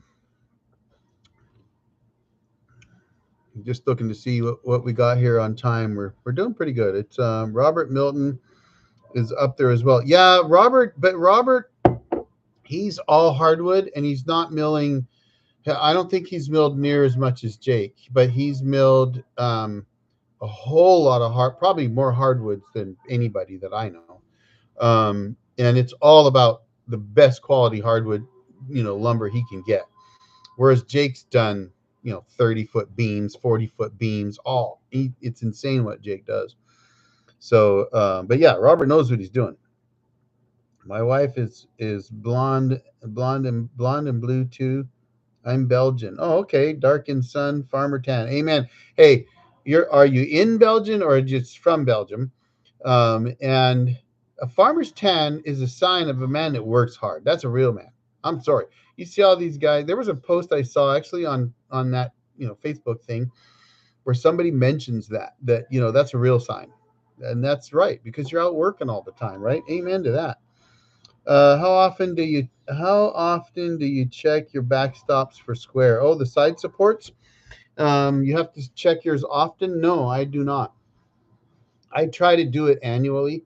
When I do an annual service, like I'll go through and run through everything on the mill. Otherwise, the only time I start to check them is if like, because I bounce my mill around a lot on bad roads and trails going into cabins, and I mean I've milled in some crazy places. And if I get into the cut and I've got a fresh band, all's well in the world, and it's not cutting right, then I check my drive belt tension. I change the band, check drive belt tension. If it's still not running right, then I'll do an alignment in the field. And I've done that a number of times and then I might check them, but generally what I do is I can tell if I've got a 90-degree perpendicular cut on my first two cuts. I can just tell I've milled enough that I take the top off, roll it 90 degrees, take the top off and roll it again. And I know if it's square or not. And if it ain't square, I'm going to know. And because if it's not square, then when it's flat on the bottom deck, that's you're going to go for your third phase. That side's got to be right into those side supports. And I do keep a carpenter square on the hydraulic control box, and I'll throw it on there once in a while. Otherwise, I do it annually. I mean, to me, if you're doing it more than that, something's wrong. If your side supports are getting out of adjustment, they're either not tight enough, or maybe you're cramming logs in a little too tight with the log clamp. Maybe, I mean, I'm not sure, but that sounds to me like something would be wrong then if your side supports are getting out of whack all that often. Dad's side came from Belgium. Mom is English, some Native American. Okay, so and you are in Tennessee. Okay, right, gotcha, right on. You can overclamp very easily with a wood miser. Yes, you can. Woodmiser apparently stopped their sharpening program. How are you sharpening your blades? And I got a little LT15 on wheels. Oh, nice. Okay. So let me back up. Yes, you can clamp, over clamp on an LT 35, 40, 50, that clamp, you can push those hard. So you have to kind of be careful. You really don't have to clamp that hard. If you watched 2 videos ago, I think, the one where Kevin's milling 3 black oak logs in a row, you see the log actually move while he's milling. And that kind of gives you an idea that, I mean, it was an odd shape, but at the same time, he kind of just moved over and moved it with his hand a little bit too. Um, they don't have to be clamped super tight. And actually, if you clamp them super tight, you can actually push the log up out of square. So you got to be careful with that. So that's something to think about. Um, let's see. Yes, Woodmiser stopped Resharp program. I actually got the notice from them, I don't know, a couple months ago, 2, 3 months ago. It's been a while. And I posted in the Woodmiser official forum. I was pretty upset because I've used their Resharp program now since 2011. So what's that, 12 years? And I, that's just my business model. I didn't want to resharpen my own, and I'm still not. And we talked about that a little earlier. Craig has actually picked up another machine apparently, and he's offered to take on doing some of that. And there are lots of businesses out there now that are doing it. I found here on the West Coast, there's one in Bellingham. There's 2 or 3 in the Portland area. There's got to be some in the Seattle area. So I know that there's some around that are doing it. Um, uh, Kevin, he's offered to do some. He's only about 2.5 hours from me. And tell you the truth, I need to go up and do some more filming with Kevin. I love filming with Kevin. First of all, he smiles all the time, guys. And Kevin is a great guy. He's one of those guys that it's fun to be around. He's just a good, decent human being. And so I love, going out on jobs like that. I also am planning on doing there's a guy I know up in the Spokane area who's got over 1 million board feet, just picked up an LT70. And I've been talking to him for years, and I'm saying I'm going to go up and do some filming. So I'm trying to make a commitment to try to get a few more guys and show you their operations, because I think it's fun bringing in those other operations. And my mill is probably not going to move for a while. I've got it up at the cabin. I'm keeping it there. I'm going to be milling in 2 feet of snow this winter, but that's where it's going to be. So LT15 on wheels. I started on an LT10 on wheels. So, well, actually, started on an LT10 on the ground, then I put it on wheels. That's. I'm gonna tell you something though. You start out that way, you really learn to appreciate economy of movement, because when everything is manual, you tend to try to move less. That's the reality. You get real good at it. I think I'm doing what Craig is talking about with the over clamping. Yeah, you might be, and I would check that. You can overdog on just about any band mill. Yeah, I think you're right. I think Rick's right on that. It's in a Armstrong, right? Got to clamp it tight. I know I used to do that until I would watch it, because I watch what I'm doing all the time, right? And I would run my log clamp in, and then I'd watch the whole cant go like this. And I'm like, what am I doing? And then I would drop it, and then I would raise my side supports, and I'd drop my log clamp, and then just clamp it just right. A lot of guys say, oh, you don't have to leave your side supports up. Yeah, I've had a cant twist on me, and also Kevin had one twist on him. You can get away with it a lot, but personally, I'm going to have them up 3 or 4 inches until I get down there, and then I'll drop them all the way down. But if I've got a 18-inch cant, I'm not dropping my side supports. I'm going to keep them up part of the way. That's a great little mill, the LT15. It is. That's a great mill. I think the LT10 was a great mill. All right, guys, believe it or not, we're coming up on 2 hours. couple dozen pines this week, free cedar logs tomorrow. I love cedar. A lot of guys say they love mill and Doug fir because of the smell. I love cedar, Western red cedar. I don't get the stuff you guys get with the red heartwood. You get Western red cedar, which isn't really red; it's more yellow. But the wood is. But I love the smell. That's awesome. Yeah, you bet, buddy. Hey, thanks for being here. But yeah, I think we're any more questions though. I will take a couple questions. I'm not going to just cut you guys off. I don't do that. So what questions have you got?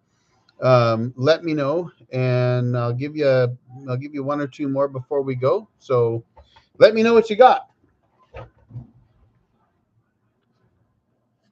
Mm. And also, did anybody see any commercials tonight? I'm curious because winning lottery numbers. Right? Yeah. Um, I'm probably biased, but it's hard to go wrong with any wood miser mill. L. Cates, you are absolutely right, buddy. Uh, Dunbar, what do you got for me? Okay, here's a weird one. Some guys cut stacks of slabs, but others unload each cut. What is the difference? Okay, here we go. Um, I would, the only time I would unload one or two boards at a time when milling is when my off bearers are doing the unloading and they know exactly how to do it. And I have put a video out well over a year ago. And actually, I think it's one of my top videos, and it's called like here, I'm going to tell you what it's called. Let's see here. Let's go views. And it is must watch absolute best sawmill video ever. Here, let me get a link for you. This one here, I'm gonna drop this one for you. No commercials. Okay, I had a feeling there were no commercials, but that was my fault too. So I did this for free tonight, folks. But so here's the thing: if you have a crew like I had in the video that I just put out, then that crew was so good that they could pull every board I milled without getting in my way. And so we were rocking and rolling, and at times we were milling close to that 500 board foot an hour number that I like to get to if I can. It's tough. Normally you're milling around 300. It's just average. I don't care if the mill can do 20,000 board feet an hour, but if the logs and the crew and the site and everything else aren't going to get it for you, then you're not going to get it, right? So the LT40 is rated at 550 board feet an hour. That means that if all the stars and everything else line up, you can do it. I put out a video about doing 560 board feet an hour. And that was because I did one log that if I extrapolated the time it took to do that log over 1 hour, that's what it would have given me. I have sustained 500 board feet an hour on multiple days, but only when the logs were pushing 500 board feet each, and I had two pieces of heavy equipment and a 6-man crew. So most of the time, you're running around 300 board feet an hour. That's kind of a good average to figure. And if the crew can pull the lumber off and get it out of your way and you can maintain that, it's fine. Otherwise, there's really no reason to pull it off. I can dive a total of about 12 feet into the cuts. 12 feet, dumbass. Excuse my language. 12 inches. I want to smack myself, dumb jarhead. 12 inches. So if I'm milling on the even, so I'm making 7/8 inch boards, I could take a 12-inch cant and mill it right to the deck without stopping. And in my mind, I'd rather do that. Now, typically what I do is because on a 12-inch cant, I'm going to have my side supports up 2 or 3 inches just to prevent the cant from twisting. I will set my log clamp at about an inch, and then I will mill down to, 3, 4, 5 inches off the deck, something like that.